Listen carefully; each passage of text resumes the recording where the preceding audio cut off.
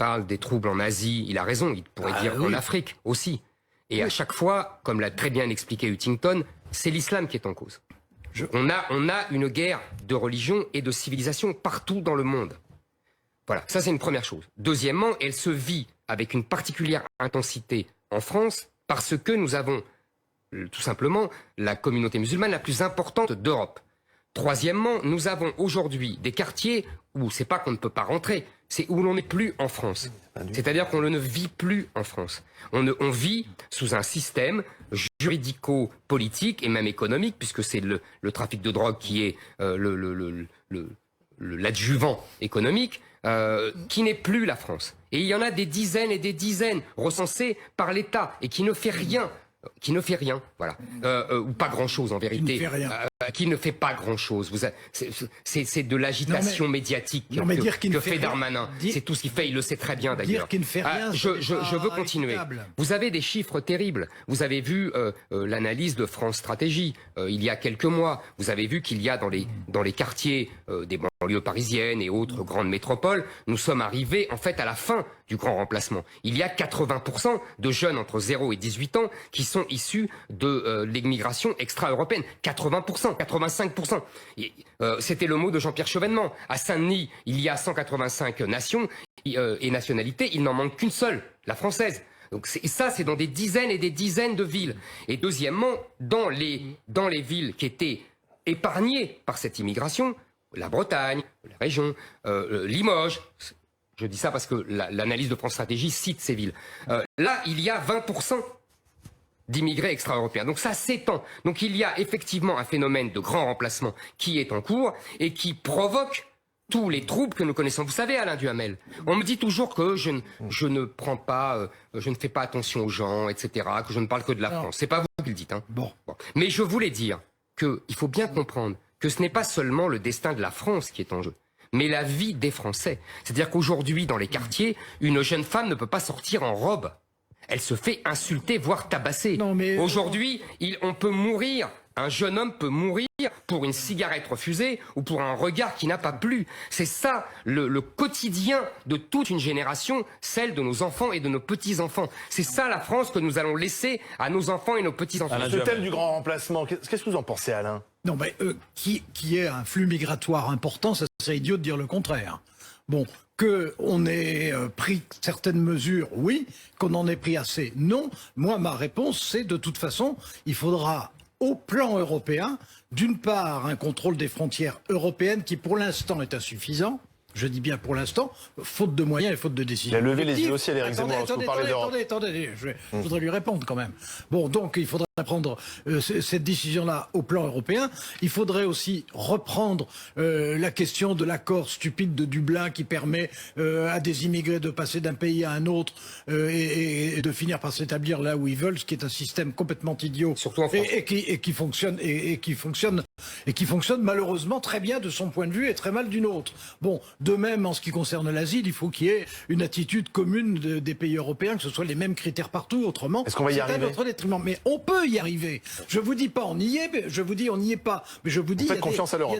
Mais je fais pas confiance. Je fais pas confiance ni à l'Europe, ni à la France, ni à personne. Je fais confiance aux décisions susceptibles d'être prises si on en a, un, la volonté, et deux, si il y a les moyens de convaincre nos partenaires. Donc, il y a des moyens qui existent. Par ailleurs, et c'est surtout à ça que je voulais dire, parce que ça, ce que je viens de dire, je veux dire, c'est presque du bon sens. Mais par ailleurs, l'idée selon laquelle il y aurait uniquement aujourd'hui une France totalement traumatisée, une France menacée de partout, une France encerclée, une France envahie, une France non pas fragilisée mais sur le point de se décomposer, de n'être plus elle-même, alors ça c'est une thèse que je ne partage, mais alors absolument pas. On est aussi le pays, d'abord on est un des pays qui a la plus belle histoire du monde et qui a une identité qui continue, une identité culturelle qui continue à exister, même si ça ne plaît pas à tout le monde, et même si c'est quelquefois mal utilisé, mais qui existe et auquel d'ailleurs la plupart des gens tiennent mordicus. Donc on est un pays qui a son originalité, qui a son identité. On est un pays qui a le système social le plus protecteur du monde. Alors on peut dire il est bureaucratique, d'accord. On peut dire il coûte cher, d'accord. Mais on peut pas dire qu'il n'y ait pas de solidarité en France. Et quand on a traversé ce qu'on a traversé pendant le Covid, c'était justement la preuve qu'il y a une solidarité qui continue à exister entre Français et qui s'est d'ailleurs manifestée. Quand je dis manifestée, c'est pas simplement par l'action du gouvernement. On a bien vu pendant le Covid que les Français avaient des réflexes entre eux de solidarité. Pardonnez-moi, Alain. Pardonnez-moi, Alain. Pardonnez-moi. Je termine. Je vous laisse. Je termine. Et donc, on regarde la même France avec, je pense, la même passion. Mais ça n'est pas. Mais notre France, elle se dédouble.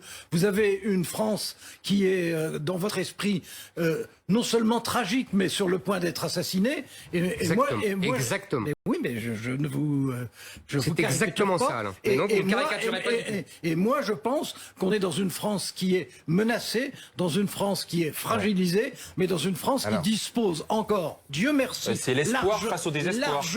Largement des moyens. Pardonnez-moi. Non seulement de se défendre, mais de s'améliorer. Alors, Éric Zemmour, oui, parce que pour avancer, votre France, c'est la France d'avant. Par exemple, c'est la France sans la parité. Voilà, là, vous passez Oui, parce qu'il faut avancer. Vous passez du tragique à l'anecdote, pardonnez-moi. La parité, c'est une coq à l'âne. Attendez, la parité, c'est une anecdote. Laissez plus de femmes, de place aux femmes. Moi, je vais vous dire, je suis contre toute discrimination positive. Voilà, comme ça, c'est clair. Voilà, toute discrimination positive. Donc je suis contre la parité, je suis contre la discrimination positive dans les grandes écoles, je suis contre ce qu'a fait M. Blanquer, qui a changé les algorithmes pour les classes de lycée, pour mettre de la discrimination positive dedans. Tout ça est scandaleux, tout ça est humiliant pour les gens qui en bénéficient. Parce que moi, excusez-moi, si une femme est compétente, elle doit avoir le poste. Si elle n'est pas compétente, elle ne doit pas l'avoir. Vous savez très bien. Comment ? C'est pas comme ça que ça se passe. Je ne sais pas très bien du tout ça, moi. Non, je suis désolé. D'abord, je vais vous dire, la parité, ça concerne... Mais écoutez-moi, excusez-moi, la discussion pour savoir s'il va y avoir 10 postes dans les conseils d'administration, ça concerne quelques personnes de la bourgeoisie, ça ne concerne pas les femmes françaises qui travaillent dans les hôpitaux, qui travaillent comme caissières à Monoprix et qui se font agresser et qui se font violenter et qui se font agresser par des gens, des migrants ou des mineurs isolés. Excusez-moi, là on est dans deux mondes. Moi, j'estime que le sujet aujourd'hui pour les femmes, ce n'est pas la parité dans les conseils d'administration ou dans les conseils régionaux. Ou en politique. C'est le danger de mort. Voilà. Lequel ? Les femmes ne sont plus libres dans des tas de quartiers aujourd'hui. Excusez-moi, la femme, moi, dans ma jeunesse, la femme parisienne était symbolisée par les dessins de Kiraz, absolument magnifiques.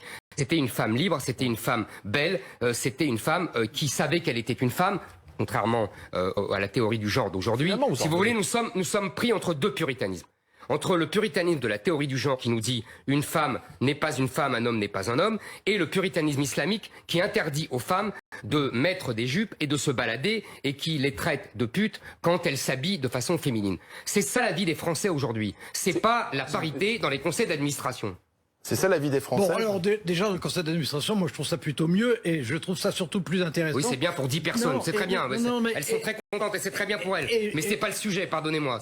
C'est pas un sujet qui concerne les Françaises et les femmes françaises. Je ne vous dis pas ça, c'est vous qui en avez parlé. C'est pas moi, quand même. J'ai donné un exemple. Non, mais bon. Oui, bah, enfin, c'est vous qui en avez parlé, ne me reprochez pas d'en parler à mon tour. Je vous reproche pas d'en parler. De même que ça existe aussi au niveau, ce qui est plus intéressant que les conseils d'administration, des conseils de direction, eh ben là aussi c'est une bonne chose. Sur le reste, l'idée selon laquelle il ne doit pas y avoir de discrimination positive, alors je suis désolé, moi je pense exactement le contraire. Je pense qu'on est un pays dans lequel la discrimination positive a toujours été employée, je dis bien toujours. Alors là, vous m'en... Alors là, mais ça, sans arrêt. Enfin. Ah oui. Mais bien entendu. Ah, quand on était jeune, elle était employée. Mais bien entendu. Ah oui. Vous êtes rentré rentré à Sciences Po parce que vous étiez dans un quartier populaire. Moi pas, excusez-moi. Moi j'habitais dans le 18e arrondissement, j'ai passé le même concours que les gens qui habitaient dans le 7e arrondissement. Attendez, ne me reprochez pas milieu d'habitation. Mais pas du tout, je vous reproche pas, je vous dis que là vous dites des bêtises. Mais non, je ne dis pas de bêtises. Mais si, vous dites des bêtises. Parce que vous ne regardez comme souvent, enfin même comme toujours, uniquement à travers un regard partial. Mais si, quand vous dites discrimination positive, vous pensez que c'est discrimination positive pour les femmes. Moi je dis, Non. Non, Ah, pas vous en seulement. avez parlé. Je parle de Sciences Po. C'est pour les gens des banlieues. C'est pas que pour les femmes. Je suis désolé. Les sons Sciences Po qu'on connaît par cœur tous les oui, deux, justement. peut-être même mieux, moi encore mieux que vous. Hein, puisque alors justement. J'y ai enseigné 20 ans quand même, donc j'ai une petite idée de ce que c'est. Justement. La discrimination positive, ça a été un moyen d'amélioration sociale dans l'histoire de la France. C'est faux. Mais si. Mais excusez-moi, vous dites n'importe quoi. Écoutez, je vous donne des exemples. Alors, des exemples. D'abord, moi je ne dis pas que vous dites n'importe quoi. Mais là, en l'occurrence, vous dites n'importe quoi. Excusez-moi. Il va vous donner des exemples. Excusez-moi, là, c'est plus fort que moi. Je suis désolé. Alors, il faut apprendre à vous contrôler. Non, en l'occurrence. Il faut apprendre à vous contrôler. Attendez, qu'est-ce que vous appelez discrimination positive, Alain Duhamel? Parce qu'on se mette d'accord sur les mots. Si vous me Alain laissez développe, parler, s'il vous j'aurais plaît. peut-être Il va une vous donner chance des de exemples. pouvoir le dire. Bon, la discrimination positive, c'est quand, à l'intérieur d'un milieu social quel qu'il soit, on consent des efforts particuliers pour aider X ou Y. Mais c'est pas ça la discrimination mais positive. si, Non, parce que c'est vous pas la ça. prenez, vous la prenez exclusivement. Excusez-moi. Est-ce que vous pouvez donner un exemple, Alain? Mais enfin, écoutez, quand il y avait un régime des mineurs du Nord, c'était une forme de discrimination positive.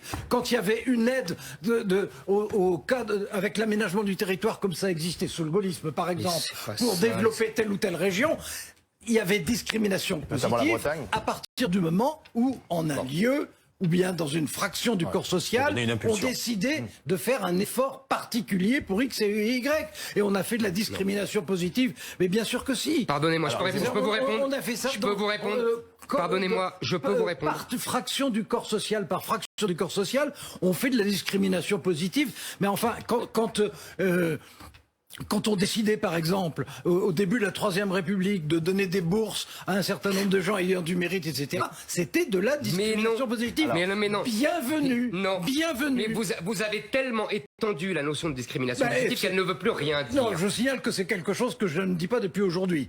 Excusez-moi, vous dites n'importe quoi depuis longtemps. Non, mais attends, la discrimination, excusez-moi, Alain ça Duhamel, ne sert à excusez-moi. rien, ça ne sert à rien. Non, mais parce que là, excusez-moi, le débat de s'insulter. Mais non, je m'insulte pas, je vous insulte pas, Alain. Si. Je vous dis, la discrimination positive, c'est historiquement ciblé. C'est une politique inventée par les Américains dans les années 60.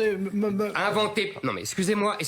C'est une politique inventée par les Américains dans les années 60 pour compenser le retard des Noirs à l'université et socialement à cause de l'esclavage et de la discrimination des Noirs. Mais non, mais d'accord, mais on le faisait en France. Non, c'est pas ça la discrimination positive. Ah bah il y a la bonne et la mauvaise. Non, mais non, il n'y a pas la bonne et la mauvaise. Il y a la discrimination positive et il n'y a pas la discrimination positive. positive. Vous n'êtes pas d'accord entre vous? La discrimination, je finis. La discrimination positive, c'est permettre en l'occurrence, des Noirs américains d'avoir l'entrée dans des universités sans qu'ils passent l'examen, sans qu'ils aient le niveau requis, parce qu'on estimait qu'ils avaient pris tellement de retard à cause des mesures racistes prises par les Blancs qu'on devait les aider.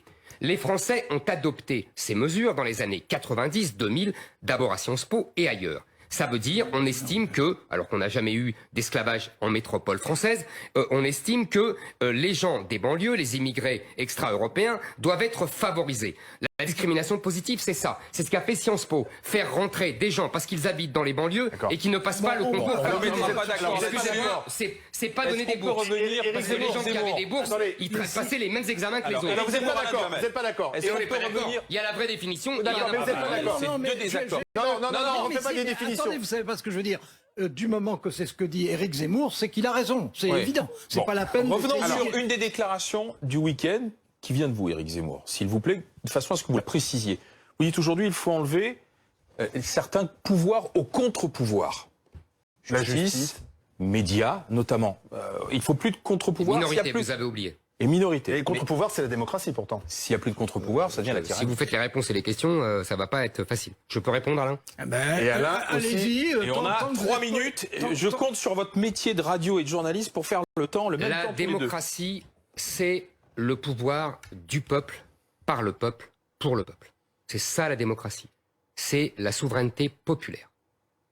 Au XIXe siècle, Tocqueville a expliqué de façon brillante qu'il y avait un risque de dictature de la majorité. Donc, il a expliqué, il a prévu, il a dit, voilà, il faut des contre-pouvoirs, reprenant la tradition anglo-saxonne, Montesquieu, etc. Mais c'est plus... Ce que dit Tocqueville est vraiment ce qu'on a fait. C'est pour ça que je me permets de mettre le focus sur Tocqueville.